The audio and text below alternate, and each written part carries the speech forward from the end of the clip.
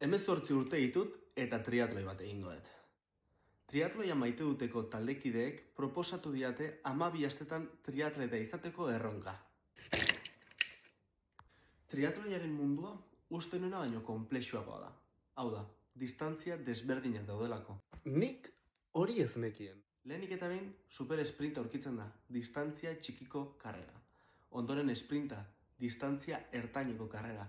Eta azkenik olimpikoa, distantzia luzeeneko karrera. Eta bai, olimpikoa egingo dut. Beraz, 12 aste hauetan prestatuko naiz 1500 metro igerian egiteko 10 korrika eta 40 bizikletan. Nirekin batera, proiektu honetan beste 2 enbaxadore egongo dira.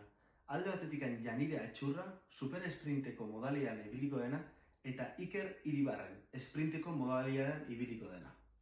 Izen emateak jada ireki dira, beraz, zertara zaudete itxoiten, benetan. Animatu, esperientzia paregabea izango da denentzako.